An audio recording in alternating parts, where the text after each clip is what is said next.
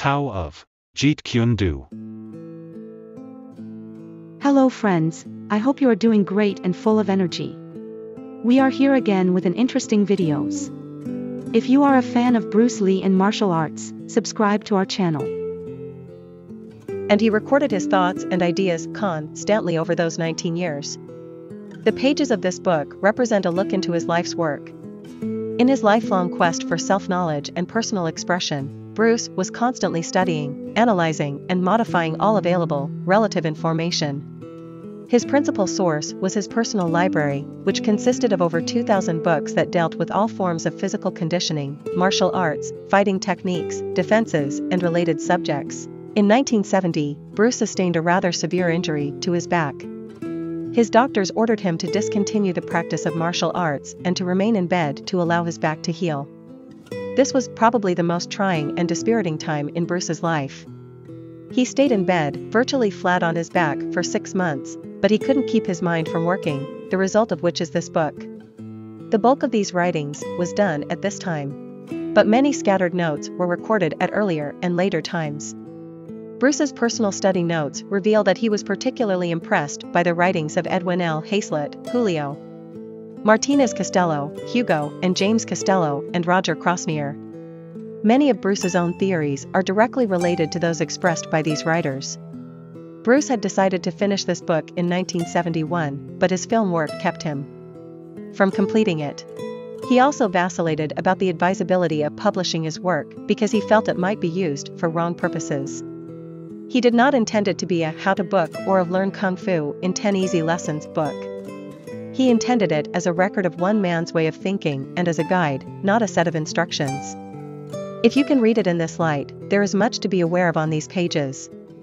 You probably will have many questions, the answers you must seek within yourself.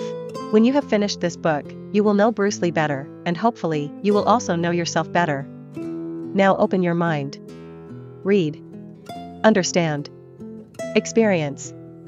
And when you've reached that point of understanding, discard this book. The pages are best used for cleaning up a mess, as you will see. For this reason, Linda Lee and I are liberalizing the introduction of Bruce's book by offering some insight into it in order to explain how it came about. The Tao of Jit-Kun Do actually began before Bruce was born. The classical Wing Chun style that started him on his martial way was developed 400 years before his time. The 2,000 or so books he owned and the countless books he read described the individual discoveries of thousands of men before him. There's nothing new within this book, there are no secrets. It's nothing special, Bruce used to say, and so it isn't. Bruce's special ability, his personal key, was knowing himself and his own capabilities to correctly choose things that worked for him and to convey those things through movement and language. He found an organization for his thoughts in the philosophies of Confucius, Spinoza, Krishnamurti and others, and with that organization, he began the book of his Tao. Unfortunately, the book was only partially completed when Bruce died. Though it spanned 7 volumes, it filled only 1. Between major blocks of copy were unnumbered pages of unused paper, each headed by simple titles. Sometimes, Bruce wrote introspectively, asking questions of himself. More often he wrote to his invisible student, the reader. When he wrote quickly, he sacrificed his practiced grammar, and when he took his time, he was eloquent. Some of the material within the volumes was written in a single sitting and had the natural progression of a well-outlined conversation. Other areas were sudden inspirations and incomplete ideas that were quickly scribbled as they entered Bruce's head. These were scattered throughout the work. In addition to the 7 hardbound volumes, Bruce wrote notes throughout the development of his Jit-Kun Do and left them in stacks and drawers among his belongings. Some were outdated. Others were more recent and still valuable to his book. With the help of his wife Linda Lee, I collected, scanned and thoroughly indexed all the material. Then, I tried to draw the scattered ideas together into cohesive blocks. Most of the copy was left unchanged. The drawings and sketches are Bruce's own. The book's organization, however, could not have been justly done were it not for the patient attention of Danny Inosanto, Bruce's assistant instructors and class of senior students. It was they who took my 8 years of martial arts training, threw it out on the floor and turned the theories into action with their knowledge. They have my gratitude both as the editor of this book and, separately, as a martial artist. It should be mentioned that the Tao of Jit-Kun Do is not complete. Bruce's art was changing every day. Within the section on the 5 ways of attack, for instance, he originally began with a category called hand immobilization. Later, he found that too limiting as immobilizations could be applied to the legs, arms and head, as well. It was a simple observation that showed the limits of attaching labels to any concept.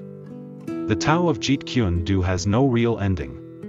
It serves, instead, as a beginning. It has no style, it has no level, thus it's most easily read by those who understand their weapons. To every statement within the book, there is probably an exception, as no book could give a total picture of the combat arts. This is simply a work that describes the direction of Bruce's studies. The investigations are left undone, the questions, some elementary and some complex, are left unanswered to make the student question for himself. Likewise, the drawings are often unexplained and may offer only vague impressions. But if they spark a question, if they raise an idea, they serve a purpose. Hopefully, this book will be used as a source of ideas for all martial artists, ideas that should then develop further. Inevitably and regrettably, the book may also cause a rash of Jit-Kun Do schools, headed by people who know the reputation of the name but very little about the movement. Beware of such schools. If their instructors miss the last, most important line of this book, chances are they fail to understand the book at all. Even the organization of the book means nothing. There are no real lines between speed and power, between precision and kicking or hand strikes and range. Each element of combat movement affects those around it. The deviations I've made are only for convenient reading, don't take them too seriously. Use a pencil as you read and cross-reference the related areas you find. Jit-Kun Do, you see, has no definite lines or boundaries. It only has those you make yourself. Page 1 to 13 is finished. The continuation of the book in the next podcasts. I hope you are doing great and full of energy. We are here again with an interesting videos.